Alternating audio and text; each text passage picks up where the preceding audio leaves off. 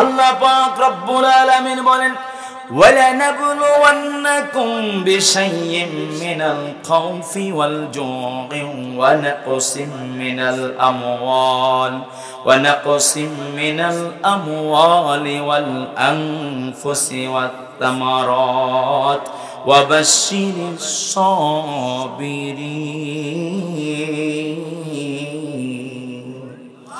আল্লাহ পাক রব্বুল আলামিন বলেন, পৃথিবীতে তোমরা যারা থাকবা, ঈমান গ্রহণ করবা, ঈমান আনবার, তুমি পরীক্ষিত হবা না, এটা হতেই পারে না। রব ডাক দেয়া বলেন, আমি অবশ্যই তোমাকে পরীক্ষা করব। সূরাতুল বাকারা 155 নম্বর আয়াতে বলেন, যারা তোমরা ঈমান আনবা, যারা তাকওয়া অবলম্বন করতে চাবা, যারা নেক আমল করতে চাবা, এই সময় তোমাকে অবশ্যই কতগুলো পরীক্ষার সম্মুখীন হতে হবে। আল্লাহ বলেন, 1 নম্বর পরীক্ষা হলো وَلَنَبْلُوَنَّكُمْ بِشَيْءٍ مِّنَ الْخَوْفِ وَالْجُوعِ وَنَقْصٍ مِّنَ الْأَمْوَالِ। রব্বে কারীম ডাক দেয়া বলে, অনেকগুলো পরীক্ষা, এর মধ্য থেকে 1 নম্বর পরীক্ষা হলো খৌফ, ভয় ভীতির পরীক্ষা তোমাকে আল্লাহ করবেন। 1 নম্বর পরীক্ষা হলো তোমাকে ভয় দ্বারা আল্লাহ পরীক্ষা করবেন। পৃথিবীর বর্মিয়া যারা আছে, আমেরিকা হোক, ইসরায়েল হোক, জর্ডান হোক, মেক্সিকো হোক, রাশিয়া হোক, চীন হোক, ইন্ডিয়া হোক, পৃথিবীর পরাশক্তি যে দেশগুলো আছে, বিধর্মী যে দেশগুলি আছে, ইহুদি খ্রিস্টান যারা আছে, এরা তোমাকে বিভিন্ন সময় বিভিন্নভাবে মাঝে মাঝেই তোমাকে ভয় দেখাবে। তোমার দেশে জঙ্গি আছে এই কথা বলবে, তোমার সন্তানকে বম্পিং করে মারতে চাইবেন, তোমার স্ত্রীকে ধর্ষণ করে দুনিয়া থেকে বিদায় করে দিবেন, তোমার অন্য দেশের মুসলমান মা বোনদেরকে, ফিলিস্তিনের তাজা প্রাণ মুসলমানের দিকে লক্ষ্য করে দেখুন, বেঈমানেরা ভয় দেখায়, অত্যাচার করে, জুলুম করে, স্টিম রোলার চালায় আমার ফিলিস্তিনের মা যুবতী বোনদেরকে। এরা জোর করে ঘর থেকে বের করে ছেলের সামনে মাকে ধর্ষণ করে, মেয়ের সামনে মাকে ধর্ষণ করে, স্বামীকে বেঁধে রেখে স্ত্রীকে ধর্ষণ করে। শুধু ধর্ষণ করি না, ওই মাকে দুনিয়া থেকে বিদায় করে দেয়, সন্তানকে বাবা মার চোখের সামনে, মাত্র 5 বছর 6 বছরের কলিজার টুকরা সন্তানটাকে, 2 বছর 2.5 বছর 3 বছরের কলিজার টুকরা সন্তানটাকে এই বেঈমানেরা জানের ভয় দেখায়, দুনিয়া থেকে বিদায় করে দেয়। বুকের উপরে এমন ভাবে বুট জুতা দিয়ে লাথি দেয়, ফেনকি দিয়ে রক্ত বের হয়, কলিজার টুকরা সন্তান থরপর করে লাফাতে লাফাতে, যেমন ভাবে মুরগি জবাই করে সে দিলে লাফাইতে থাকে, কলিজার টুকরা সন্তান হাত পা ছটফট ছটফট করে লাফাইতে লাফাইতে, কলিজার টুকরা সন্তান, মা বাবা, অসহায় মা বাবার চোখের সামনেই দুনিয়া থেকে বিদায় হয়ে যায়।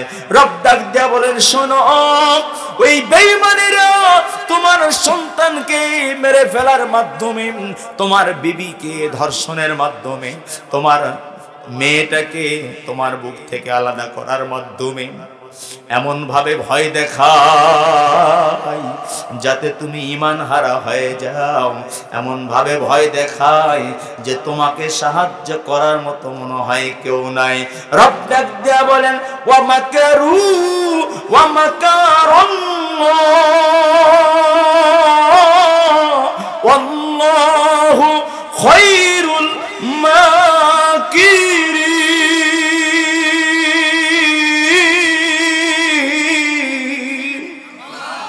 রব্বে কারীম আল্লাহ ডাক দেয়া বলেন, শোনো,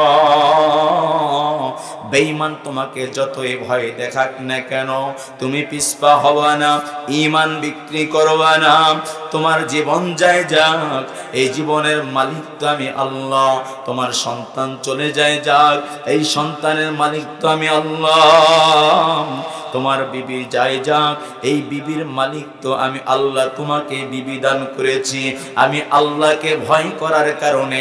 ওরা যত ভয় তোমাকে দেখাক না কেন, আখিরাতের চূড়ান্ত ভয় আমি ওদেরকে দেখাবো, যেদিন আমি রব ছাড়া সাহায্য করার মতো কেউ থাকবে না। 63 বছরের জীবনও নয়, 83 বছরের জীবনও নয়, 300 বছরের জীবনও নয়, 3000 বছরের জীবন নয়, 3 লক্ষ বছরের জীবন নয়, 3 কোটি বছরের জীবন নয়, 3 মিলিয়ন বছরের জীবন নয়, 3 বিলিয়ন বছরের জীবন নয়, 3 ট্রিলিয়ন বছরের জীবন নয়, কত কোটি কোটি ট্রিলিয়ন বছরের জীবন, সেই জীবনে শুধু অশান্তি অশান্তি অশান্তি, আযাব আর শাস্তি থাকবে। ওই জীবনে আমি ওদেরকে সাহায্য করব না, তোমরা শুধু হাসবা আর দেখবা, তোমরা বলবা মা সালাকাকুম ফি সাকার, তোরা না আমাকে ফিলিস্তিনে মেরেছিলি, তোরা না আমাকে 5 বিবিতে মেরেছিলি, তোরা না আমাকে জয়পুর হাটে মেরেছিলি, তোরা না আমাকে বাংলাদেশে মেরেছিলি, তোরা না আমাকে কাশ্মীরে মেরেছিলি, আজকে তোদেরকে কে বাঁচাবেন, আজকে তোদেরকে কে সাহায্য করবে? রব ডাক দেয়া বলে আমি ওদের দিকে তাকাবই না, ওরা জাহান্নামের আসামি হয়ে যাবে। ওয়াইলুল লিল মুতাফফিফিন ওয়াইলুল লিল মুসাল্লিন। আল্লাহ ডাক দেয়া বলেন ওরা ওই মুসল্লি হবে, ওই ওজনে কম দাতা হবে, ওই মানুষকে ঠকানে ওরা হবে, ওরা কাফের হবে, ওরা মুশরিক হবে, ওরা বেঈমান হবে, ওরা জালেম হবে, ওরা পৃথিবীর তোমাকে ভয় দেখানোর কারণে আজকে আমি এমন ভয় দেখাবো ওদের চক্ষু পর্যন্ত বের হয়ে আসবে, কোনো সাহায্য করার মতো কেউ থাকবে না। চিৎকার দিয়ে বলা যাবে কি নাউজুবিল্লাহ। এখন আপনারা বলেন আখিরাতের শান্তি আসল নাকি দুনিয়ার শান্তি আসল? আখিরাতের ভয় আসল নাকি দুনিয়ার ভয় আসল? আল্লাহ বলেন এমন ভয় দেখাবো যেই ভয় থেকে মুক্তি দেওয়ার মতো কেউ থাকবে না। জোরে বলুন ঠিক কিনা? 2 নাম্বার পরীক্ষা হলো আল্লাহ পাক বলেন ওয়ালা নাবলুওয়ান্নাকুম বিশাইয়্যিম মিনাল খাউফি ওয়াল জু'। 2 নাম্বার পরীক্ষা হলো খোদা দিয়ে আমি আল্লাহ তোমাদেরকে ঈমান আনার ওখানে পরীক্ষা করব। আমার বন্ধু রহমাতুল লিল আলামিন, গোটা জমিনের মালিক আমি আল্লাহ, আসমানের মালিক আমি আল্লাহ, পাহাড় পর্বতগুলোর মালিক আমি আল্লাহ, ওই বিশ্ব নবীর মালিক আমি আল্লাহ। ওই নবীজি রহমতের নবী হওয়ার পরেও পেটের মধ্যে পাথর বেঁধে তিনি পরীক্ষা খনন করেছিলেন, পেটের মধ্যে পাথর বেঁধে দিন প্রচার করতেছিলেন, পেটের মধ্যে পাথর বেঁধে আল্লাহর দিনের কাজ কাম করছিলেন, পেটের মধ্যে পাথর বেঁধে নবীজি কাজ করেছেন। ক্ষুধার্ত অবস্থায় কুয়া থেকে বালতি টেনে টেনে তোলার জন্য 85টা ধরে ধরে সে তিনি উঠাইতেছিলেন। ইহুদি লোকটা রসুলকে চেনে বেয়াদবি করেছে, আর রসুলকে পরীক্ষা করার জন্য ইহুদি ওই বান্দাটি তখনও বুঝতে পারে নাই কেমন নবী হবেন। নবীজি যখন ক্ষুধার্ত অবস্থায় কূপে পড়া বালতিটা উঠাইতে যাইতেছিলেন, দড়িটা পচা ছিল, পচা দড়িটা ছিঁড়ে যখন বালতিটা পরে আবার কূপে পড়ে গেল, ইহুদি দৌড়ে এসে নবীজির গাল মোবারকে যখন একটা থাপ্পড় দিতে যাবে, হঠাৎ করে তার সামনে গালটা রসুল পেতে দিলেন। রসুল বললেন ভাই গালে তুমি কেন হাত লাগাইলা না? রসুলের গালে হাত না লাগাইয়া রসুলকে একটা জোরে ধাক্কা দিয়ে ফেলায়া দিতে চায়। রসুল এবার বলে ভাই রে আমার কি দোষ হলো আমি বুঝলাম না। পচা দড়িটা সিরিয়াম পূর্ণ বান্তি কূপে, আমার কি দোষ আমি বুঝলাম না। পচা দড়িটা সিরিয়াম পূর্ণ বান্তি কূপে, আমার কি দোষ আমি বুঝলাম না। অন্যের আঘাতে নবীজি সইলেন তবু বদদুয়া তিনি কাউকে করলেন না। জোরে বলুন ঠিক কিনা? নবীজি বললেন ভাই তোমার কূপের যে মধ্যে বালতিটা পড়ে গেছে, এই বালতির রশিটা তো হলো পচা দুর্বল রশি, এটা ছিঁড়ে যখন বালতিতে যখন কূপে পড়ে গেল, এর জন্য কেন তুমি আমাকে আঘাত দাও, কষ্ট দাও, কেন তুমি আমাকে অপবাদ দাও? আল্লাহ রাসূলের দিকে তাকায়া ইহুদি বলে, তোমাকে তো ধাক্কা দিলাম, তোমাকে তো গালি দিলাম, কেন তুমি আমাকে গালি দাও না, কেন তুমি আমাকে আঘাত করো না? রাসূল বলে, প্রথম নম্বর কারণ হলো আল্লাহ আমাকে রহমতের নবী হিসেবে দুনিয়াতে পাঠিয়ে দিয়েছেন। রব ডাক দিয়া বলেন, ওয়ামা আরসালনাকা ইল্লা রাহমাতাল লিল আলামিন।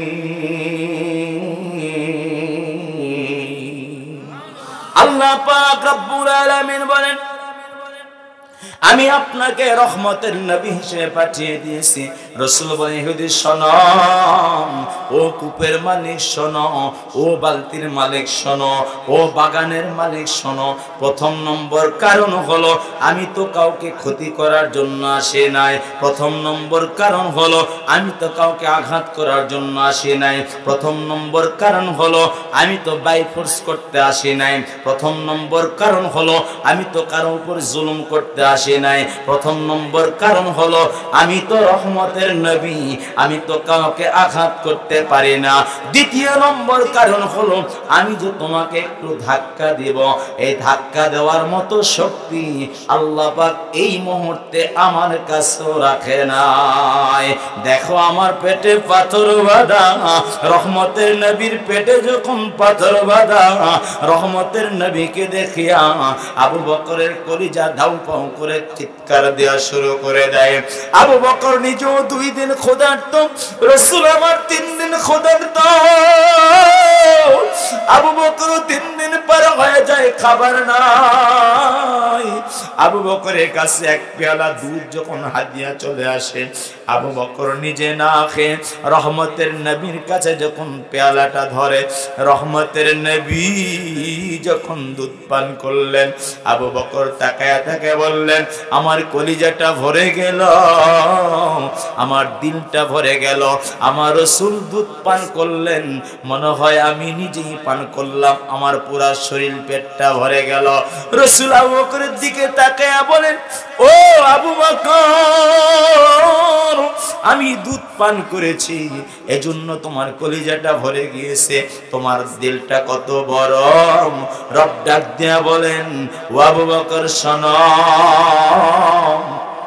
আমার রহমতের নবীর উপরে তোমার ভালোবাসাই আমি আল্লাহ তোমাকে ভালোবেসে ফেললাম। ওয়াল্লাযীনা আমানু আশাদ্দু হুব্বাল লিল্লাহ। রব ডাক দিয়া বলেন, তুমি যেমন রাসূলকে ভালোবেসেছো, আমি আল্লাহ তোমাকে ভালোবাসলাম। আমি আল্লাহ রাদিয়াল্লাহু আনহুম ওয়া রাদু আন, আমি আল্লাহ তোমাকে খুশি হয়ে তোমাকে বললাম, ইয়া আইয়াতুহান নাফসুল মুতমাইন্না ইরজিই ইলা রাব্বিকি রাদিয়াতাম মারদিয়া ফাদখুলি ফি ইবাদি ওয়াদখুলি জান্নাতি। তোমরা যারা ক্ষুধার্ত থাকবা, দয়ার নবীজি ক্ষুধার্ত থাকার পরেও ইহুদিদের আঘাত করে নাই, খ্রিস্টানদেরকে বদদোয়া করে নাই। নবীজি কষ্ট পেয়েছে, তারপরও কাউকে কষ্ট দেয় নাই। সাহাবী ক্ষুধার্ত থেকেছে, তাবেঈন ক্ষুধার্ত থেকেছেন, আল্লাহর ওলিরা ক্ষুধার্ত থেকেছেন, কিন্তু আল্লাহর বিরুদ্ধে কোনোদিন যায় নাই, কোনো মানুষের কাছেও গীবত করে নাই, আল্লাহর ব্যাপারে কোনো অভিযোগও করেন নাই। রব ডাক দেয়া বলেন, যারা তোমরা পরীক্ষার সম্মুখীন হলা, যারা ভয় দ্বারা আক্রান্ত হলা, যারা ক্ষুধার দ্বারা তোমরা নিজে পরীক্ষিত হলা, আমি আল্লাহ তোমাকে ঘোষণা করলাম, ওয়াবাশশিরিস সাবিরিন। ক্ষুধার সময় যখন ধৈর্য ধরলা, ভয়ের সময় যখন ধৈর্য ধরলা, আমি আল্লাহ তোমার উপর খুশি হয়ে গেলাম। চিৎকার দিয়ে বলা যাবে কি সুবহানাল্লাহ। 1 নম্বর পরীক্ষা ভয় দ্বারা পরীক্ষা। 1 নম্বর পরীক্ষা কি বললাম? ভয়ের পরীক্ষা। 2 নম্বর পরীক্ষা ক্ষুধার পরীক্ষা। 3 নম্বর পরীক্ষা আল্লাহ বলেন ওয়া নাকসিম মিনাল আমওয়াল, তোমার ব্যবসায় ক্ষতি হবে, তোমার ঘর বাড়ি ভেঙে যাবে, তোমার অনেক ক্ষয়ক্ষতি হয়ে যাবে, অনেক বিপদগ্রস্ত তুমি হবা। বেঈমানরা তোমার জমি জায়গা দখল করবে, শক্তিশালীরা তোমাকে জোর করে টিপসই দিয়া সই দিয়া জোর করে ক্ষমতার পাওয়ারে, ক্ষমতার কারণে, ক্ষমতার বশবর্তী হয়ে ম্যান পাওয়ার মানি পাওয়ার থাকার কারণে তোমার ঘর ছাড়া, বাড়ি ছাড়া, জমিন ছাড়া, ভিটা ছাড়া, তোমার এরির জমি, আমলের জমি, আলুর জমি, ফসলের জমি তোমাকে ছেড়ে দিতে বাধ্য হতে হবে। জোরে বলুন ঠিক কিনা? আল্লাহ বলেন এই কঠিন মুসিবতের সময়ে যখন তুমি আমি রবের উপর ধৈর্য ধারণ করলা, 3 নম্বর পরীক্ষায় তোমার ছেলে তোমার প্রাপ্য, তোমার মেয়ে তোমার সম্পদ প্রাপ্য, তোমার ভাই তোমার সম্পদ প্রাপ্য, তোমার বোন তোমার সম্পদ প্রাপ্য, তোমার আরেক বোন তোমার কাছে সম্পদ কিনে নিয়েছে, ওই বোনকে সম্পদ তুমি দিচ্ছ না, আরেক ভাইকে তুমি সম্পদ দিচ্ছ না, ভাতিজার হক তুমি দিচ্ছ না, ভাগিনার হক তুমি দিচ্ছ না, তোমার সম্পদ আরেকজনের সম্পদ তুমি কুক্ষিগত করে নিচ্ছ, এই সম্পদও তোমার থাকবে না।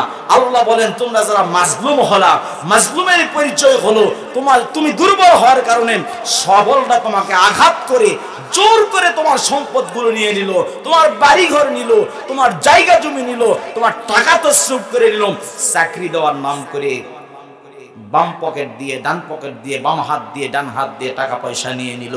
আল্লাহ বলেন তুমি ধৈর্য ধারণ করলাম, আমি রব ওয়া বাশশিরিস সাবিরিন, তোমাকে সুসংবাদ দিলাম, ওয়েট এন্ড ওয়াচ। আল্লাহ পাক বলেন দেখো, ধৈর্য ধারণ করো, আর শেষে তুমি জান্নাতে চলে যাও। বলুন সুবহানাল্লাহ। 3 নম্বর পরীক্ষা সম্পদ নষ্টের পরীক্ষা, বুঝতে পেরেছেন আপনারা? 4 নম্বর পরীক্ষা আল্লাহ বলেন ওয়াল আনফুসি মিনাস সামারাত। আল্লাহ বলেন যে তুমি যে ফসলগুলা ফলিয়েছো, এই ফসলগুলি মাঝে মাঝে আমি রব আকাশে অতিবৃষ্টি, অনাবৃষ্টি, বেশি কুয়াশা, বিভিন্ন ভাবে তোমার ফসলগুলি নষ্ট হয়ে যাবে। এই ফসলগুলি নষ্টর মাধ্যমে আমি আল্লাহ তোমাকে পরীক্ষা করব। আল্লাহ বলেন এই সকল পরীক্ষা এর মধ্যে ওয়াল আনফুসির দ্বারা তাফসীরের মধ্যে এসেছে, এই আনফুসির দ্বারা নিজের নফসের উপরে, তোমার নিজের উপরে নিজে তুমি অনেক পরীক্ষিত হবে। কেমন পরীক্ষা? সেই পরীক্ষাটা হলো আল্লাহর প্রিয় বান্দারা, রব্বে কারীম আল্লাহ ডাক দেয়া বলেন কখনো তোমার ছেলেটা অসুস্থ হয়ে পড়বে, ওই একই সময়ে সুস্থ না হওয়ার আগেই মেয়েটা হঠাৎ অসুস্থ হয়ে পড়েছে, মেয়েকে ডাক্তার দেখাইতেছ, হঠাৎ করে তোমার শ্বশুর মারা গিয়েছে, এমন সময় তুমি ছেলেটাকে সুস্থ করছো, মেয়েটাকে সুস্থ করছো, শ্বশুরের যা যা কমপ্লিট করে নিয়েছো, হঠাৎ করে শুনলা বিবি তোমার অজ্ঞান হয়ে চলে গিয়েছে, এমন সময় হঠাৎ করে তুমি দেখবা তোমার মা অসুস্থ, হাসপাতালে ভর্তি হইতেছে, এমন সময় দেখবা তোমার ব্যবসা একটা ক্ষতি হয়ে গেল। আল্লাহ পাক মাঝে মাঝে তোমাকে অনেক সময় ভয় দ্বারাও পরীক্ষা করবে, একই সময় ক্ষুধা দিবে, ওই সময় তোমার সম্পদ নষ্ট করবে, আবার তোমার নিজের অ্যাক্সিডেন্ট করে তোমার হাত পায়েরও ক্ষয়ক্ষতি হবে, তোমার ছেলে মেয়ে অবশ্য ওই সময় দুনিয়া থেকে বিদায় হয়ে যাবে। আবার এমনটা অবস্থা হবে তোমার বিবি কলিজার টুকরা নয়নের মনিকে রেখিয়া দুনিয়া থেকে বিদায় হয়ে চলে যাবে। রব ডাক দিয়া বলে শোনো, এই কঠিন মুহূর্তে আমি আল্লাহকে ভুলে যাইও না। ওয়া বাশশিরিস সাবিরিন, রব ডাক দিয়া বলে আল্লাযীনা ইযা আসাবাতুহুম মুসিবাতুন ক্বালু ইন্না লিল্লাহি ওয়া ইন্না ইলাইহি রাজিউন।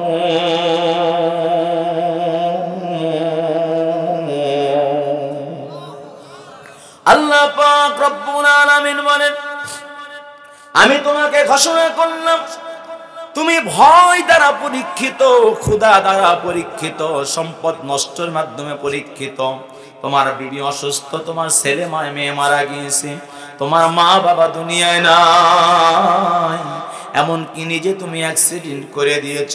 এই তো কয়েকদিন আগে আপনারা অনলাইনে দেখে থাকবেন, মাত্র 2 কি 3 দিন আগে জয়পুরহাটের সাবেক মোটর শ্রমিকের জেলা সেক্রেটারি মনে হয় হাজী রফিকুল ইসলাম সাহেবের এত সম্পদ ছিল, এত সম্পদ থাকার পরেও রফিক হাজির ছেলে কিন্তু গলায় ফাঁস দিয়া দুনিয়া থেকে বিদায় হয়ে চলে গেছে। অনেক নামের ছেলেটা ফেসবুক তোরপার হয়ে গিয়েছে, এত সম্পদের মালিক। আল্লাহ পাক বলে খবরদার, খবরদার, মানুষের হক তুই নষ্ট করবে না। কিয়ামতের ময়দানে রব্বে কারীম আল্লাহ বনি আদমকে 5টা প্রশ্ন করবে। 1 নাম্বার প্রশ্ন হলো তুমি তোমার জীবনের হিসাব দাও। 2 নাম্বার প্রশ্ন হলো খাস করে তোমার যুবক বয়সের হিসাব দাও। 3 নাম্বার প্রশ্ন হলো ইনকাম সোর্স কি বলো, আয়ের উৎস কি, কিভাবে তুমি আয় করেছো বলো। 4 নাম্বার প্রশ্ন হলো তুমি কোন কোন খাতে ব্যয় করেছো আমাকে বলো। তুমি কিভাবে সম্পদ আয় করেছো, তুমি কি সিনেমা হল থেকে আয় করেছো, তুমি কি বার সেন্টার থেকে আয় করেছো, তুমি কি বক্স বাজিয়ে আয় করেছো, তুমি কি নাচ করে আয় করেছো, তুমি কি গেমস খেলে আয় করেছো, তুমি কি অস্ত্র ব্যবসা করে আয় করেছো, তুমি ফ্যান্সি ডিলের ব্যবসা করে আয় করেছো, তুমি কি ইয়াবা বেচে আয় করেছো, তুমি কি তাস খেলে আয় করেছো, অনলাইনে তুমি জুয়ার ব্যবসা করে আয় করেছো, নাকি ছেলে মেয়েদেরকে অন্য রাস্তায় নিয়ে তুমি আয় করেছো, কোন কারে কোন খাত থেকে তুমি আয় করেছো হিসাবে দাও। আল্লাহ পাক বলবেন তোমার ভাইকে সম্পদ দাওনি কেন, সম্পদ না দিয়ে কেমনে তুমি সম্পদটা অর্জন করেছো। আল্লাহ পাক বলবেন তোমার ছোট বোনকে কেন দাও নাই। আল্লাহ পাক বলবেন তোমার ভাতিজাকে কেন দাও নাই। আল্লাহ পাক বলবেন তোমার ভাগিনার সম্পদ কেন দাও নাই। আল্লাহ পাক বলবেন তোমার ফুফা ফুফুর হক কেন আদায় করো নাই। আল্লাহ পাক বলবেন প্রতিবেশীর হক কেন আদায় করো নাই। আল্লাহ পাক বলবেন স্বজনদের হক কেন আদায় করো নাই। রাসূল ডাক দেয়া বলেন লা ইয়াদখুলুল জান্নাতা কাত্তাবুন, সাত্ততা সম্পর্ক নষ্টকারী জান্নাতে যাবে না। রাসূল বলেন লা ইয়াদখুলুল জান্নাতা জাসাদুন গুযিয়া বিল হারাম, যে শরীরটা মানুষের হক নষ্ট করে ওই সম্পদ দ্বারা গঠন করা হয়েছে, যেই শরীরটা 700 টাকার কলিজা ভুনা কিনে তুমি খেয়েছ, যেই শরীরটা দামি ঘি তুমি খেয়েছ, যেই শরীরটা তুমি মানুষের সম্পদ নষ্ট করে দামি দামি পরোটা খেয়েছ, অনেক ভালো ভালো আপেল কমলা বেদানা খেয়েছ, আল্লাহ পাকের রাসূল বলেন ওই শরীরটা তো হারাম দ্বারা গঠিত, ওই শরীরটা তুমি জান্নাতে নিয়ে যেতে পারবা না, বরং পুরা শরীরটা তোমার কঙ্কাল হয়ে যাবে, জাহান্নামের আসামি হয়ে যাবা। রাসূল ডাক দেয়া বলে বনি আদমকে জিজ্ঞাসা করা হবে 4 নাম্বার প্রশ্ন তুমি আয় করেছিলে কোন কোন খাতে, হিসাব তো দিতে পারলা না, ব্যয়ের খাতগুলো বলো। তুমি কি নর্তকী আনার জন্য টাকা ব্যয় করেছ, তুমি কি গানের সেন্টারের জন্য টাকা ব্যয় করেছ, তুমি কি জুয়ার জন্য টাকা ব্যয় করেছ, তুমি কি মদের জন্য টাকা ব্যয় করেছ, তুমি কি নেশার জন্য টাকা ব্যয় করেছ, তুমি কি অন্যায় প্রেমিকার জন্য টাকা ব্যয় করেছ। সামনে ফেব্রুয়ারি মাস, তুমি 14 ফেব্রুয়ারি বিশ্ব বেহায়া দিবস পালন করার জন্য তোমার গার্লফ্রেন্ডের নামে অন্যায় অপরাস্তায় তুমি টাকা ব্যয় করেছ। আল্লাহ বলবেন ও যুবতী বোন শোনো, তোমার স্বামীটা বিদেশ আছে, এই সুযোগে স্বামীর রেমিটেন্স যোদ্ধা যুদ্ধ করে তোমার জন্য টাকা পাঠায় দিয়েছে, আর ওই সুযোগে মোবাইলে অপর পুরুষের সঙ্গে পরকীয়া করে চ্যাটিং করে তুমি টাকাগুলো নষ্ট করতেছ। কোন খাতে টাকা নষ্ট করতেছ আল্লাহ দেখতে চায়। আল্লাহ বলেন তোমার স্ত্রী থাকার পরও কোন মেয়ের সাথে তুমি পরকীয়া করো, তোমার মা বাবাকে না দেখে অন্যায় ভাবে নেতার পিছনে টাকা ব্যয় করো, মা বাবাকে ভালো না বেশে মহব্বত না করে, মা বাবাকে খাদ্য না দিয়া তুমি ভাই ভাই করো, বন্ধু বন্ধু করো, অন্যায় রাস্তায় হিলিতে চলে যাও, আটা পাড়ায় চলে যাও, সেখানে তুমি ফ্যান্সি ডিল খাও, বাবা খাও। রব ডাক দেয়া বলেন কোন খাতে ব্যয় করছো আমি একটু দেখতে চাই।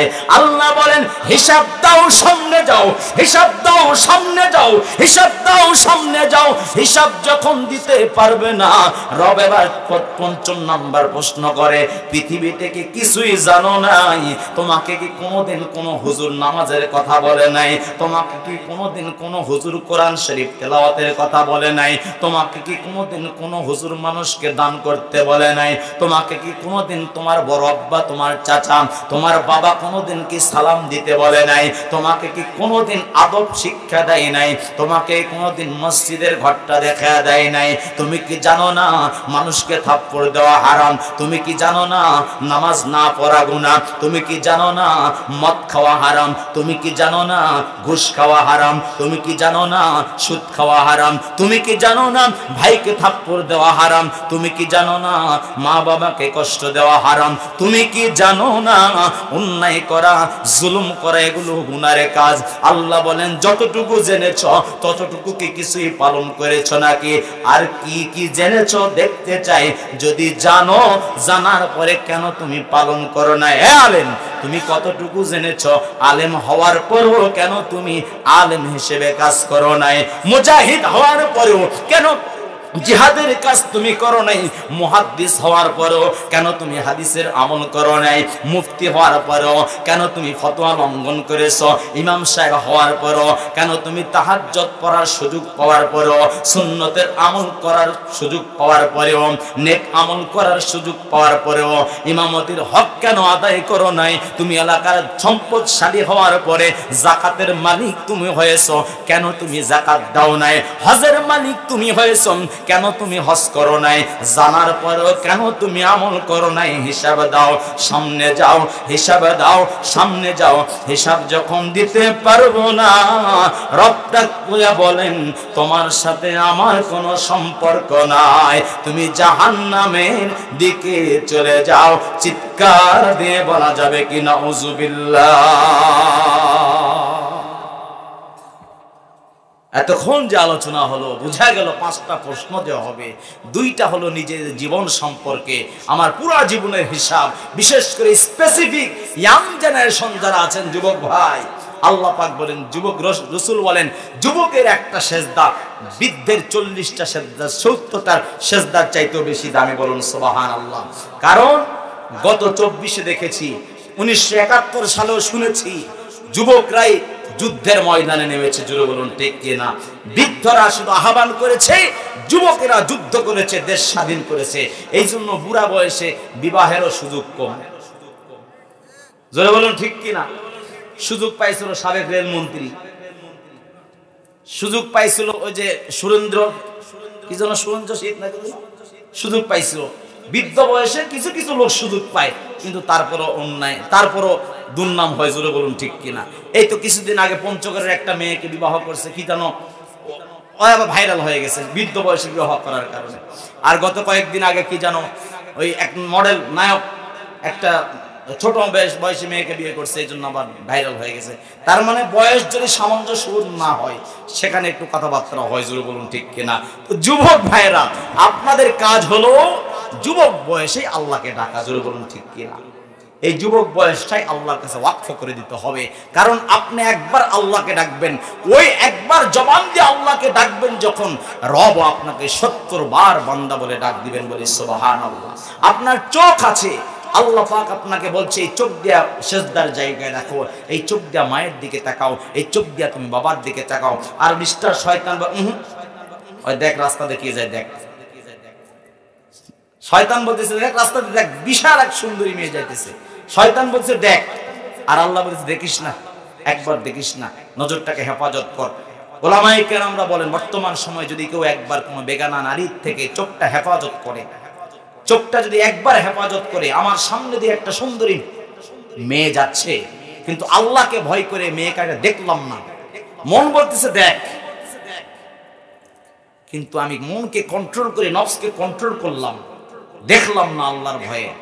ওলামায়ে কেরাম করে একবার নজরকে হেফাজত করার কারণে 50,000 রাকাত তাহাজ্জুদ নামাজ আদায় করলে যে সওয়াব হয়, আল্লাহ পাক সেই সওয়াব দান করবেন। বলুন সুবহানাল্লাহ। আচ্ছা, 50,000 রাকাত নামাজ তাহাজ্জুদ পড়তে মানে 5 মিনিটে পাওয়া যায়। কত মিনিট লাগবে? 50,000, কমপক্ষে 50,000 মিনিট লাগবে। তো জোরে বলুন ঠিক কিনা? সেটাকে কমায়, আরো একটু কমায় দিলাম, সেটাকে কমায় যদি আমি ওই 20,000 মিনিট কমপক্ষে লাগবে, অনেক সময় না? আর আপনি নজরটা হেফাজত করলেন কয় মিনিট? মাত্র 30 সেকেন্ড। জোরে বলুন ঠিক কিনা? একবার নফসে আম্মারাকে কন্ট্রোল করলেন, চক্ষুটাকে হেফাজত করলেন। যুবক ভাই, এই জন্য আল্লাহ পাক রব্বুল আলামিন আপনাকে 50,000 রাকাত তাহাজ্জুদ নফল নামাজ আদায় করলে যে সওয়াব হয়, উলামায়ে কেরাম বলেন ওই সওয়াব আল্লাহ আপনাকে দান করবেন, বলে সুবহানাল্লাহ। কিন্তু আরেকটা বিষয় হলো, যুবকরা দেখলে গুনাহ হবে আর বৃদ্ধরা দেখলে গুনাহ হবে, গুনাহ হবে না? আচ্ছা, ছেলেরা দেখলে গুনাহ হবে বুঝলাম, কিন্তু মেয়েদের দেখা জায়েজ এরকম কিছু? মেয়েরাও দেখতে পারবে না যে কি সুন্দর ছেলে যাইতেছে, এরকম কি সুন্দর ছেলে যাইতেছে, এই দেখে যদি মনে মনে একটু অন্য কিছু ফিল করে তাহলে গুনাহ হবে। জোরে বলুন ঠিক কিনা?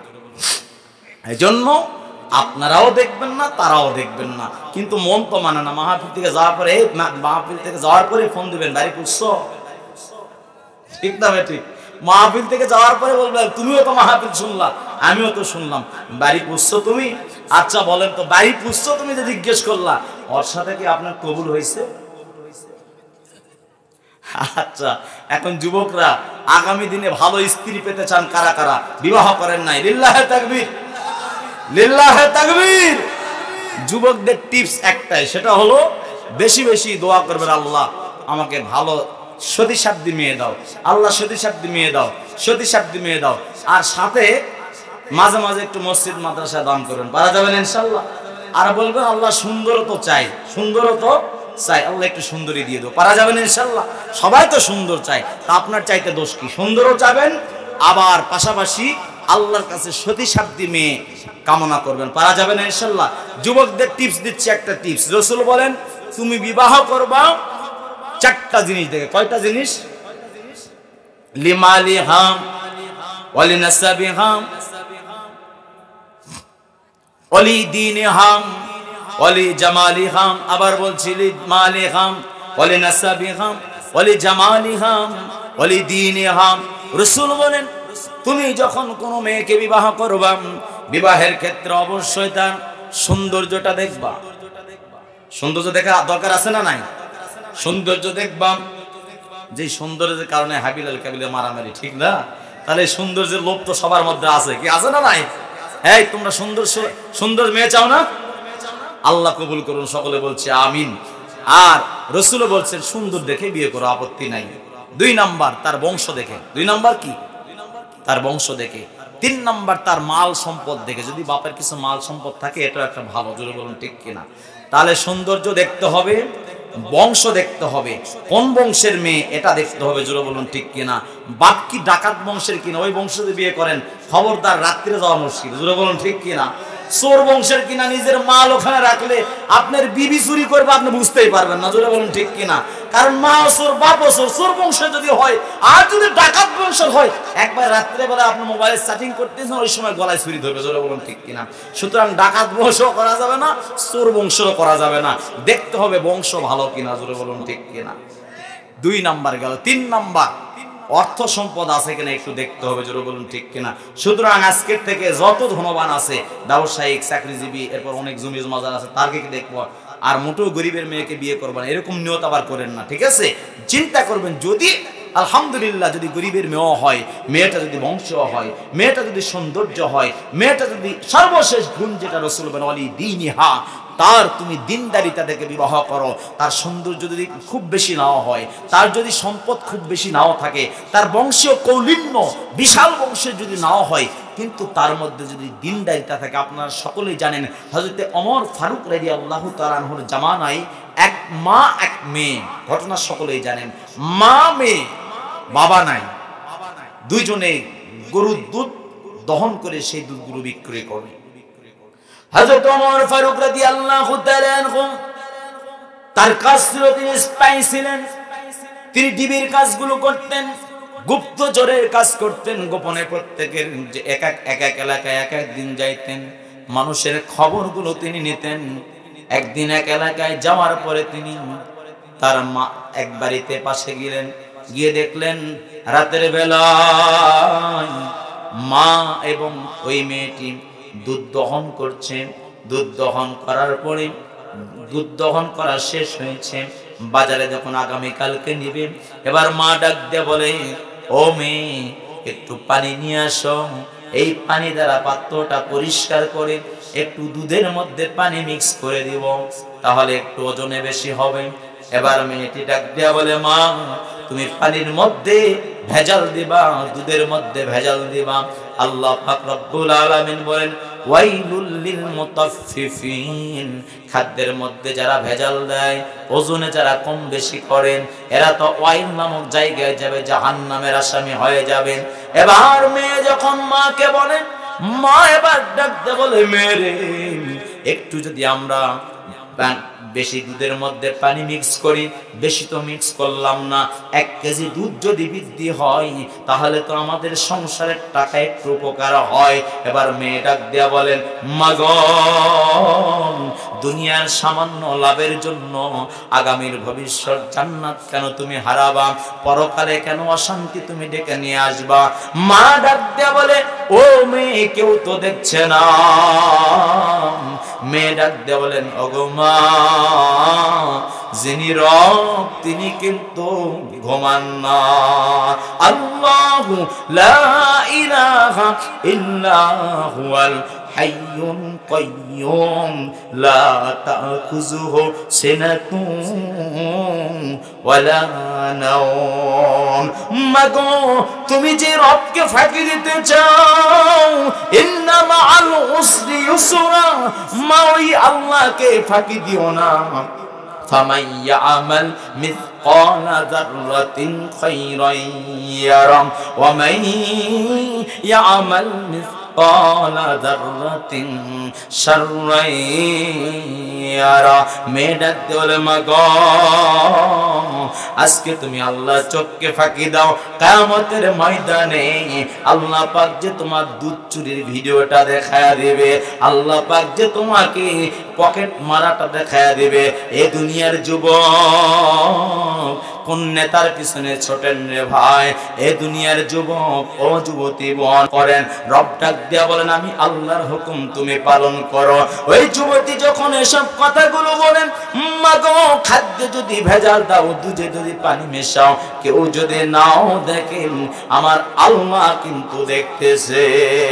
এবার মাও তওবা করে, সন্তান আল্লাহর কাছে দোয়া করে, আল্লাহ আমাদের সংসারের বালা মুসিবত দূর করে দাও, রিজিকের মধ্যে বরকত দেয়া দাও, আমাদের অভাব তুমি দূর করে দাও। আমিরুল মুমিনিন হযরত ওমর ফারুক রাদিয়াল্লাহু তাআলা আনহু ঘরে গিয়া এবার আব্দুল্লাহর মাকে ডাক দেয়া বলেন, আব্দুল্লাহর মা, আমার ছেলে আব্দুল্লাহর জন্য মেয়ে দেখে এসেছি, আব্দুল্লাহকে বিবাহ দিব, আব্দুল্লাহকে বিবাহ দিব। আব্দুল্লাহর মা হযরত ওমরের স্ত্রী ডাক দেয়া বলে, ওগো আমিরুল মুমিনিন, আমি তো দেখলাম না, আব্দুল্লাহ তো দেখলো না, কার কাছে আপনি বিবাহ দেবেন, কোন এলাকার কোন কার মেয়েকে বিবাহ দিবেন জানতে চাই, জানার কোনো উদ্দেশ্য আছে?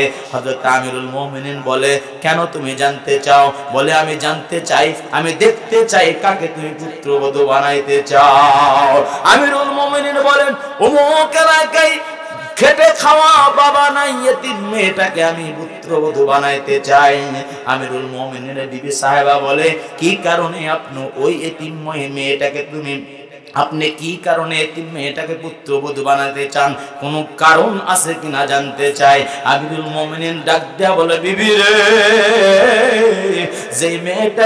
যে মেয়েটা মাকে দিন শিক্ষা দিতে পারে, যে মেয়েটা মাকে ভালো কথা শেখাইতে পারে, যে মেয়েটা আল্লাহকে ভয় করতে পারে, ওই মেয়েটা আল্লাহর দিনকে কোনোদিন ভুলে যাইতে পারে না। আমার আব্দুল্লাহকে ওই মেয়েটার সাথেই বিবাহ দিব। চিৎকার দিয়ে বলা যাবে কি সুবহানাল্লাহ? এ পাঁচ বিবির মা বোনেরা শুনুন, ও যুবতী বোনেরা শুনুন, দিনদারিটা সবার আগে।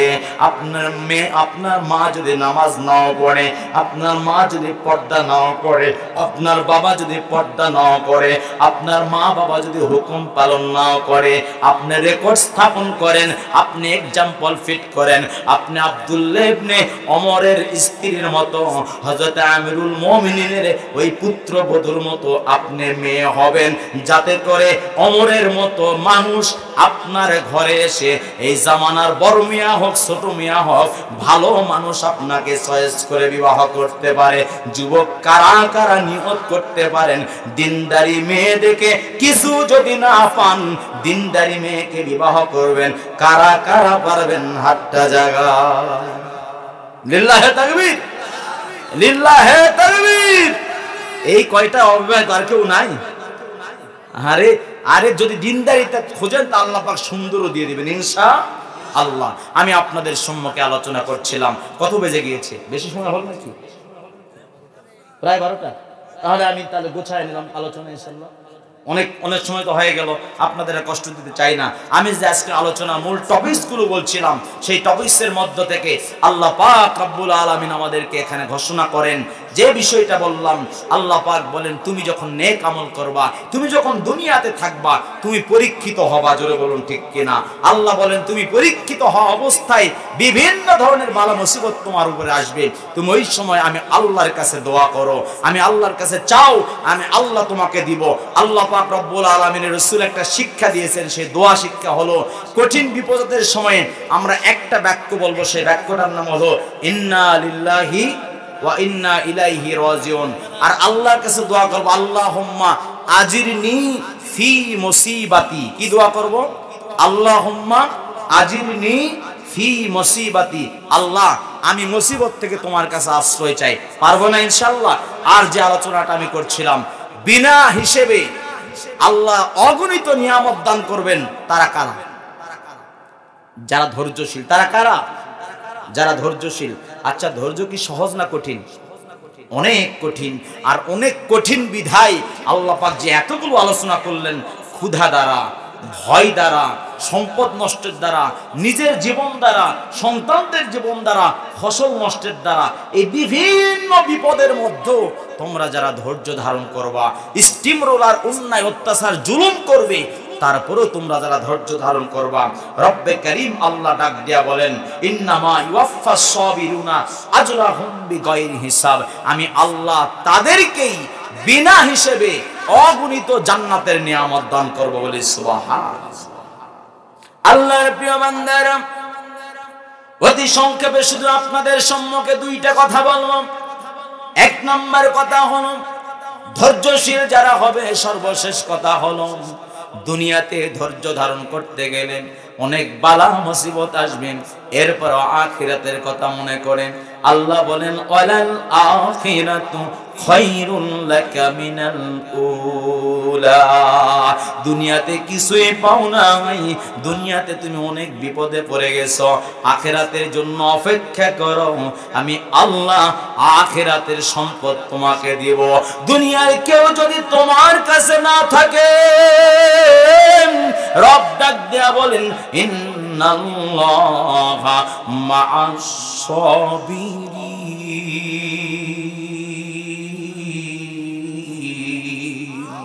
আল্লাহ পাক বলেন দুনিয়াতে কেউ যদি তোমার সাথে না থাকেন, আমি রব ধৈর্যশীলদের সাথে আছি। বলুন সুবহানাল্লাহ। এই ধৈর্য আবার তিন ধরনের। ধৈর্য কয় ধরনের? ধৈর্য তিন প্রকারের। এক নাম্বার ধৈর্য হলো সবরে আনিত তাআন, অর্থাৎ নেক কাজে ধৈর্য ধারণ করা। আচ্ছা বলেন, নামাজ আদায় করতে কষ্ট হয় কি হয় না? রোজা রাখতে কষ্ট হয় কি হয় না? শয়তানের ওয়াসওয়াসা আসে কি আসে না? যাকাত দিতে শয়তানের ওয়াসওয়াসা আসে কি আসে না? নফসের ধোঁকা আসে কি আসে না? ওলামায়ে কেরামগণ বলেন সৎ কাজে ধৈর্যের সাথে আল্লাহকে খুশি করার জন্য সব বিপদকে উপেক্ষা করে আল্লাহকে সেজদা দিব, আল্লাহকে রুকু করব, আল্লাহকে খুশি করব। আল্লাহ বলেন ইন্নাল্লাহা মা'আস সাবিরিন। এই কঠিন অবস্থায় যখন তুমি সৎ কাজে আমি আল্লাহর উপর ধৈর্য ধারণ করলা, আমি আল্লাহ তোমার উপর খুশি হয়ে গেলাম, আমি তোমাকে আজরে আজিম দান করব বলি সুবহানাল্লাহ। দুই নাম্বার ধৈর্য। ধৈর্যের দুই নাম্বার প্রকার হলো সবরে আনিল মাসিয়া, গুনাহ থেকে ধৈর্য ধারণ করা। গুনাহ থেকে কেমন ধৈর্য ধারণ করা যায়? গুনাহ থেকে ধৈর্য ধারণ মানে হলো আমার চোখের সামনে বেগানা নারীকে দেখা যায়, আমার চোখের সামনে সুদের ব্যবসা করা যায়, আমার চোখের সামনে ওজনে কম দেওয়া যায়, আমার চোখের সামনে ছোট ভাই বোনকে ঠকানো যায়, আমার চোখের সামনে আমি ইচ্ছে করলেই মামা ভাগিনা সবাইকে ঠকায়া সম্পদ অর্জন করতে পারি, ইচ্ছে করলেই গুনার কাজ করতে পারি, ইচ্ছে করলে নামাজ না আদায় করে আমি ঘাড় মোড়ায় অন্যদিকে যেতে পারি, ইচ্ছে করলেই মাহফিল না শুনে গানের আয়োজন করতে পারি, ইচ্ছে করলে আমি মদের আড্ডাখানায় যেতে পারি। আল্লাহ পাক বলে এই কঠিন অবস্থায় গুনাহকে পরিত্যাগ করে যখন তুমি গুনাহ করবাই না এই নিয়ত যখন করলা, এটা তোমার গুনার সাথে সবর হলো। আল্লাহ পাক বলেন ইন্নাল্লাহা মাআস সাবিরিন, এই মুহূর্ত আমি তোমার সাথেই আছি, বলুন সুবহানাল্লাহ। 3 নাম্বার পরিচয় হলো সবরি আনের বালা ওয়াল মাসায়েব, বালা মুসিবত, বিভিন্ন ধরনের ক্ষেত খামার, ক্ষুধা, ভয়, ভীতি, অন্যায়, জুলুম, অত্যাচার, কঠিন মুসিবত আছে। এই কঠিন মুসিবতের সময় যখন পড়ে যাব, এই কঠিন মুসিবতের সময় আল্লাহ বলেন তোমাকে দোয়া শিখিয়ে দিলাম, বলবা ইন্না লিল্লাহি ওয়া ইন্না ইলাইহি রাজিউন। এটা শুধু মানুষ মারা গেলেই বলতে হবে, তাই না?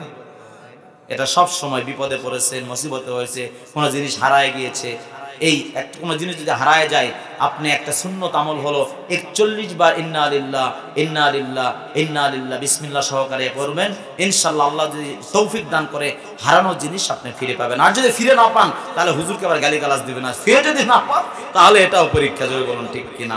আল্লাহ রাসূল বলেন তুমি ইন্না লিল্লাহি ওয়া ইন্না ইলাইহি রাজিউন পড়বা, আর এই দোয়াটা পড়বা আল্লাহুম্মা আজিরনি ফি মুসিবাতি। আমার সাথে একবার পড়ো আল্লাহুম্মা আজিরনি ফি মুসিবাতি। এই দোয়াটা করতে পারবো না ইনশাআল্লাহ? তাহলে এই দোয়াটা করব, আমরা গুনাহ থেকে ধৈর্য ধারণ করব, নেক আমলেও ধৈর্য ধারণ করব, বালা মুসিবত ধৈর্য ধারণ করব। আর এই ধৈর্য ধারণ করতে করতে কোরআন শরীফ তেলাওয়াত করতে করতে বিদায় হয়ে যাও, পারা যাবে না ইনশাআল্লাহ? কোরআন শরীফ এখন আমার হুজুর ইনি স্টেশন মসজিদে কখন পড়ান? হুজুর স্টেশন মসজিদে কখন পড়াচ্ছেন? বাদ মাগরিব স্টেশন মসজিদে কোরআন তেলাওয়াত করতেছে। এখানে বাধা দিবে কে? শয়তান। বাধা দিবে কে? শয়তান। এই শয়তানকে বাধা প্রদানের জন্য, শয়তানকে মুক্ত করার জন্য আমরা কোরআন শিখেই মরবো, কোরআন তেলাওয়াত করেই মরবো। এই নিয়ত কারা কারা করতে পারছে? লিল্লাহে তাকবীর।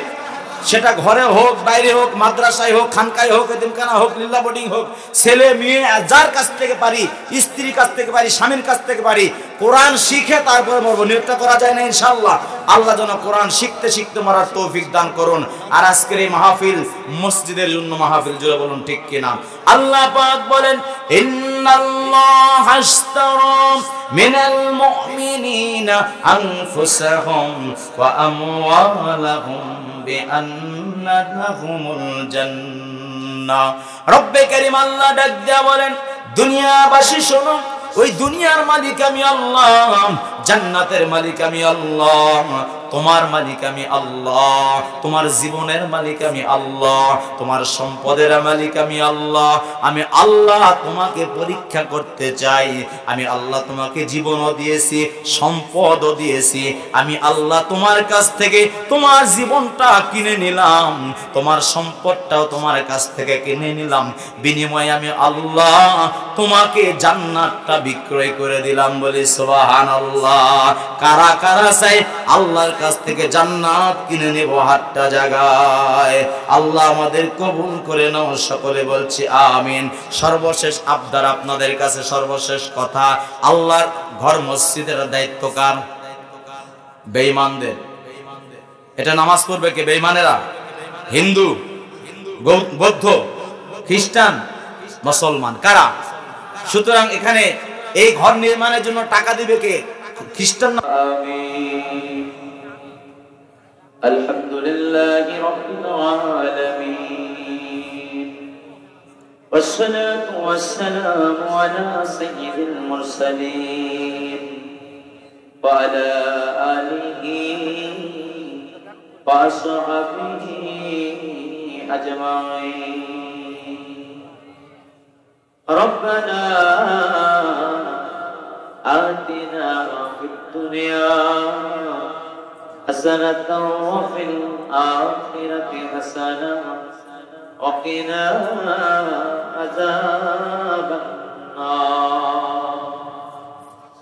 ربنا ظلمنا أنفسنا وإن لم تغفر لنا وترحمنا لنكونن من الخاسرين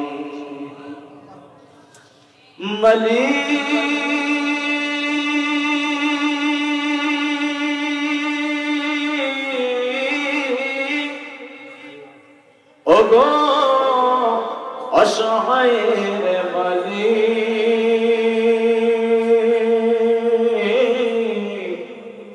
তোমার দরবারে আজ গভীর রজনীতে আল্লাহ হাজার হাজার তোমার বান্দাদেরকে নিয়ে আলেমে দ্বীন হাফেজে কোরআন মাদ্রাসার ছাত্র বাপজান ভাইজানদেরকে নিয়ে আল্লাহ দাড়ি পাকা মুরব্বি আমার বাপজানদের নিয়ে মালিক গো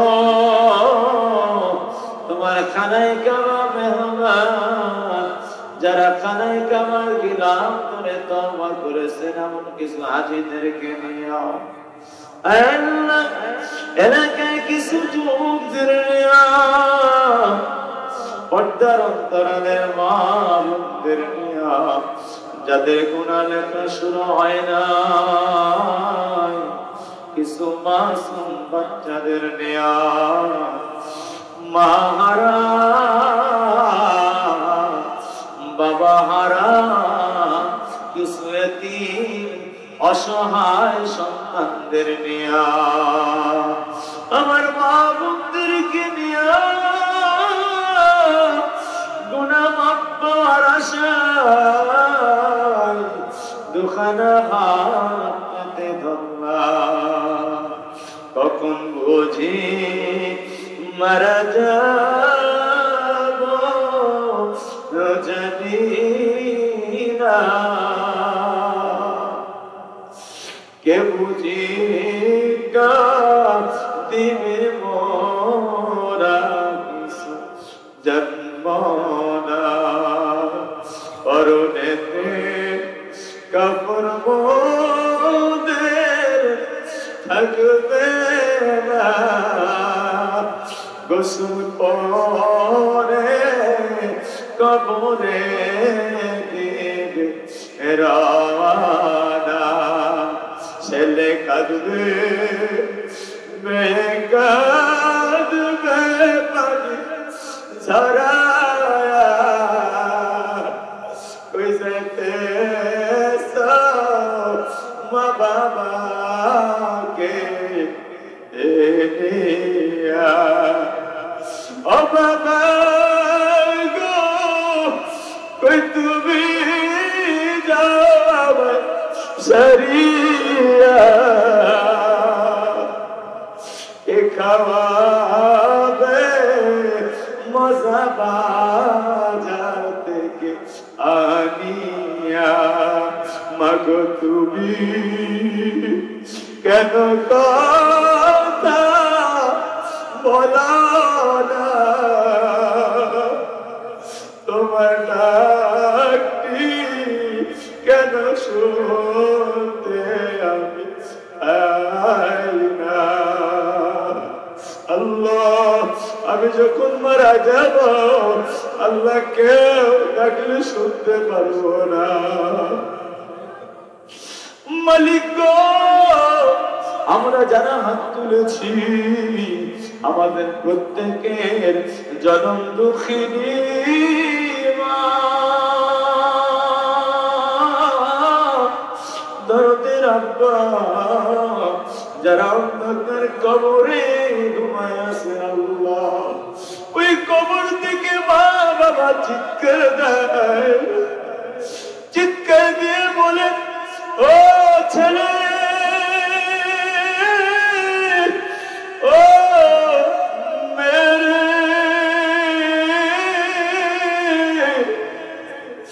দুনিয়ায় ফেলে আছে কোনো মান সম্মান সম্পদের ভাগ চাই না তোর জনম দুঃখিনী মা দরদের আব্বা অন্ধকার কবরে বড় অসহায়। সন্তান কবরের পাশে গিয়ে ডাকে, ও মা কথা বলো, মা কথা বলতে পারে।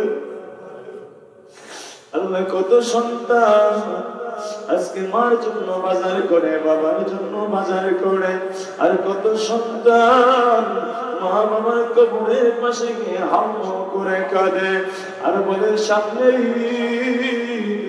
আমার মাকে একটা শাড়ি কিনে দিতে পারলাম না, আমার বাবাকে একটা পাঞ্জাবি টুপি কিনে দিতে পারলাম না, মা আমার কত বেচা টাকা দিয়া, মানুষের বাড়িতে কাজ করা টাকা দিয়া, বাবা আমার মানুষের বাড়িতে কাজ করিয়া আমাকে লেখাপড়া করিয়েছে, ব্যবসা ধরিয়েছে, মা বাবা আজ কবরে না।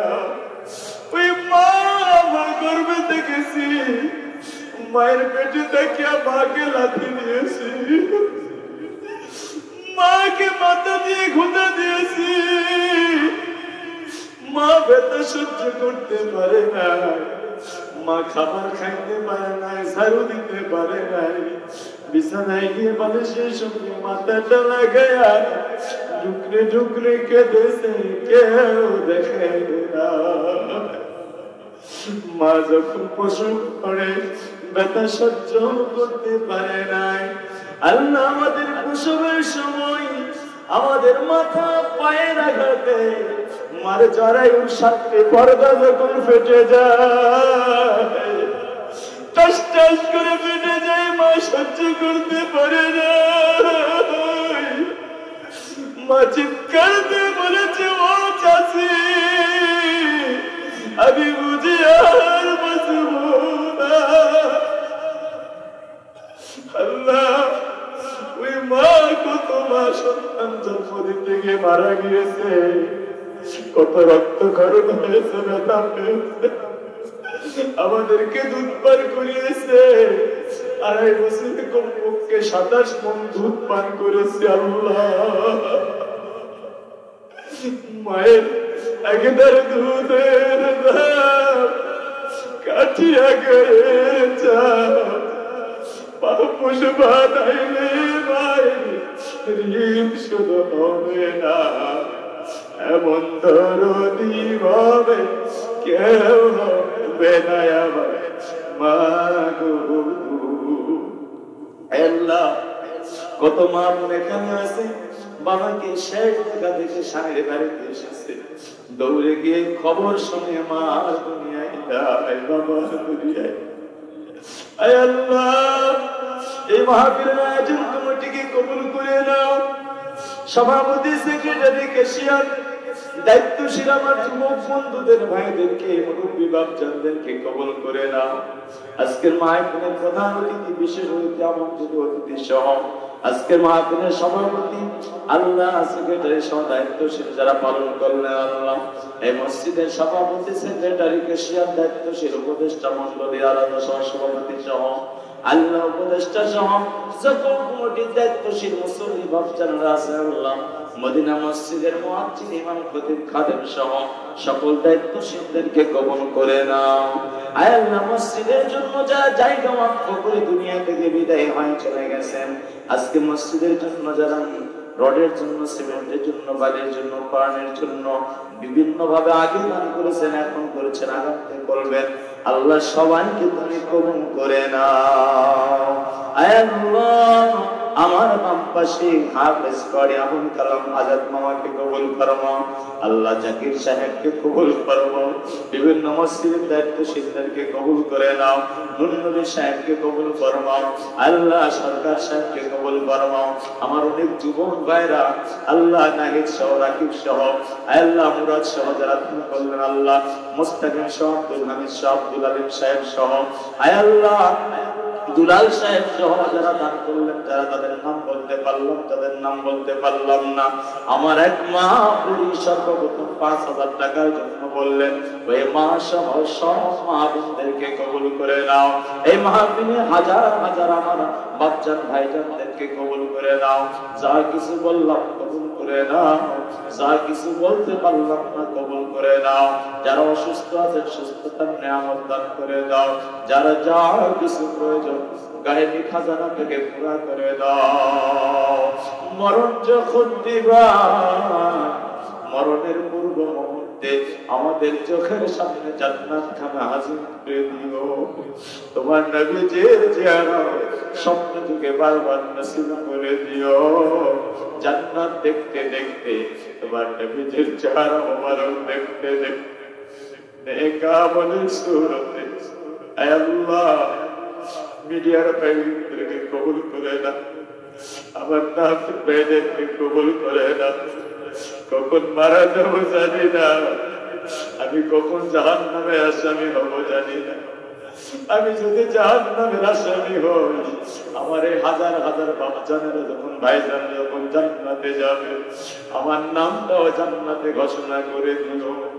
আর যদি তুমি দয়া করো একসঙ্গে জান্নাতে আমাদের দাখিলের সুযোগ করে দিও, আর জবানে মাতুলের সময় আমাদের নসিব করে দিও। লা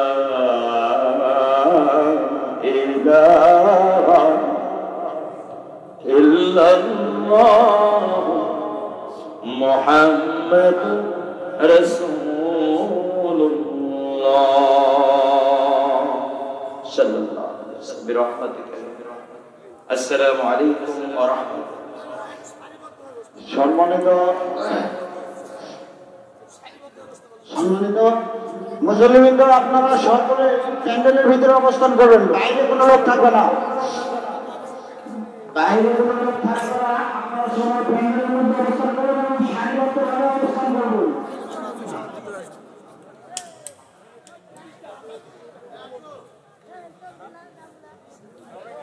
আপনারা বাইরে যারা আছেন দয়া করে ঘরের ভিতরে অনেক জায়গা আছে, বাইরে আমরা খাবার দিব না। আপনারা লাইন হয়ে বসুন, সামনে লাইন হবে, সামনে আছেন, সামনে লাইন হলো ঘরের সামনে বসেন, পিছনে জায়গা ফাঁকা হবে।